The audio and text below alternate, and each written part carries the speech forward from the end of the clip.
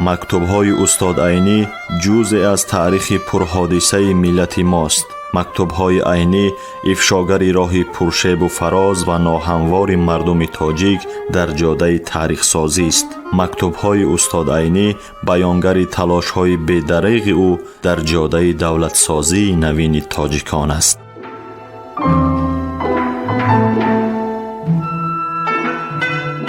سامیان عزتمند، حالا شما از بخش خوانش ادبی مکتوب‌های استاد عینی را با نویسندگان و اندیشمندان همزمانش با چهره‌های علم و ادب تاجیکی در تهیه، تحریر، برگردانی و نشر آن کارمندان اینستیتوت زبان و ادبیات به نام رودکی اکادمی ملی علم‌های تاجیکستان، ادبیات شناس انزورت ملکزاد و گلبهار عثمانова سهم گذارند.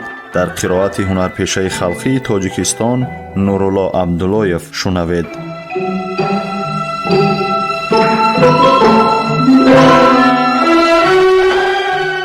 به محمد علی قربانوف 22 می سال 1946 سمرقند. به رئیس سویت وزیران تاجیکستان رفیق قربانوف اجازه دهید به مناسبت قرار حکومت تاجیکستان که درباره غمخوری نو به نو نمودند به من در 27 ماه مارس سال 1946 برآورده شده است، به واسطه شما به پارتی و حکومت تشکر و منتداری صمیمانه خود را عرض نمایم. رفیق رئیس، غمخوری های پارتی و حکومت به آدم ها، خصوصاً به اهل علم و ادبیات و علل خصوص به پیرسالان، اینها به همه روی دنیا معلوم است. درباره من که در سایه یارمندی های همیشگی پارتی و حکومت همیشه آسوده حالانه و شادمانانه زندگانی کرده آمدم، باز برآمدن این قرار به پایان بودن مهربانی های پارتی و حکومت را باز یک بار دیگر اثبات کرد. رفیق رئیس، در نتیجه غمخواری های پارتی و حکومت همیشه و از همه جهت من تأمین یافته آمده باشم، هم با تأثیر طبیعی پیری که از این در عمر دراز گزیر نیست، در وقتهای آخر پیاده‌گردی به من دشواری میکرد. به هیچ مبالغه گفته میتوانم که با گرفتن این قرار در من نه تنها قوه روحی بلکه چنان که قوه جسمانی فوق‌العاده پیدا شد که میتوانم مانند جوانان در مسافه های دراز پیاده گردم. من نیت دارم که تا آخر عمر به خلق، به پارتی و به حکومت چنان خدمت نمایم که هیچ نباشد از عهده تشکر هزار یکی این مهربانی ها برایم. راهبری کنندگان پارتی و حکومت که بی واسطه به عمل آرندگان این گونه غمخوری های پارتی و حکومت می باشند، عکس کنندگان خصلت انسانیت پرورانه پیشوای بزرگمان رفیق استالین می باشند. من در آخر این مکتوب منتداری و تشکر صمیمانه خود را به آن محبوب مهربان عرض می نمایم. رفیق رئیس، التماس دارم که سلام صمیمانه مرا به جانشین و همکارتان رفیق میرزایف رسانید. با سلام و احترام، صدرالدین عینی.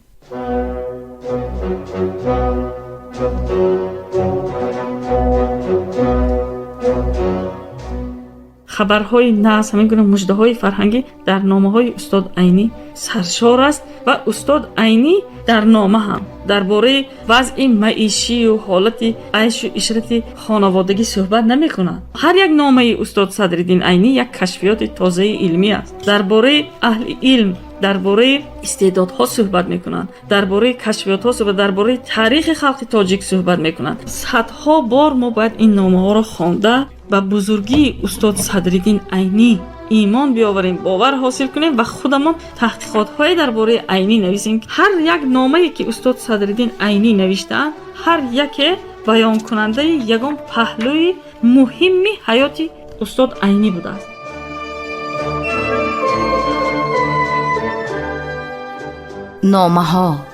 نامه های سرنوشت ساز و تاریخ ساز ملت. نامه های اصالت آفر و آرمانگرای ملی. نامه های خودشناسی و خودآگاهی ملی. نامه های افتخار برانگیز و هویت ساز استاد بزرگ صدرالدین عینی.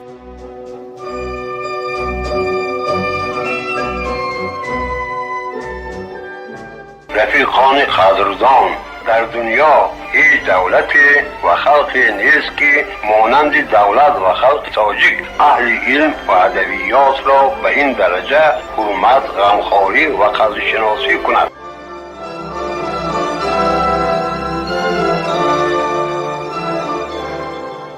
با باباجان غفوروف 22 می سال 1946 سمرقند و سکرتری کمیته مرکزی کمونیستان بلشویکان تاجیکستان رفیق باباجان غفوروف رخصت دهید به مناسبت قرار حکومت تاجیکستان که در 27 ماه مارس سال 1946 درباره غمخوری کردن به من برآورده شده است.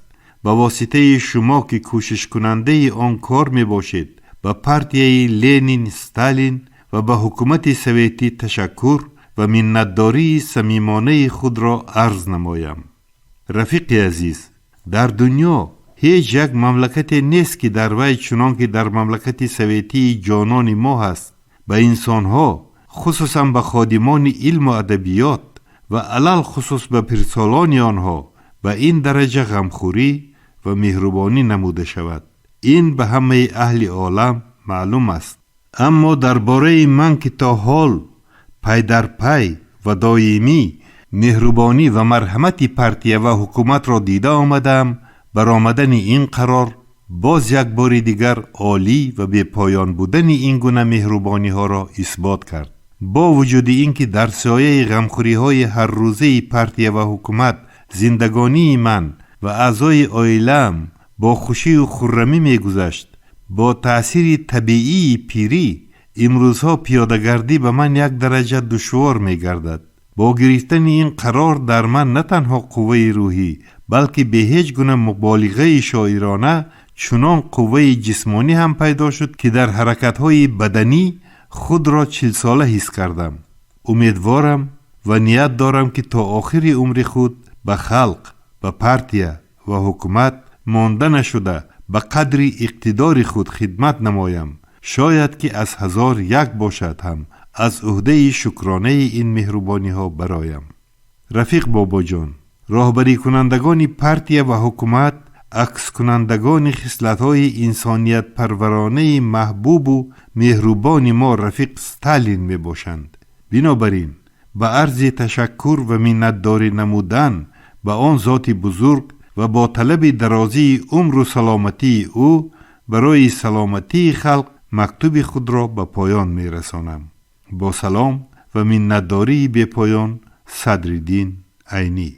رفیق غفوروف، اگر رفیق پارتیا پروتاپوپوف از مسکو آمده باشند، امیدوارم که سلام مرا به آن کس رسانید. به رفیق پولاتوف هم سلام رساندنتان را التماس می کنم. عینی.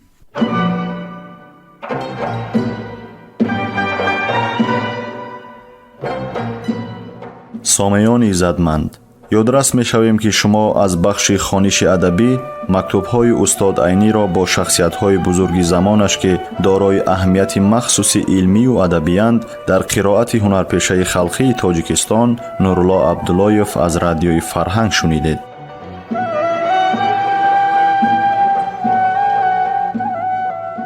در تهیه و پیشنهاد گفتار سهم گذاشتند صلاح‌الدین نورزاد و لطفیه قربانова. انجام خوانش ادبی شاد و مسرور باشد.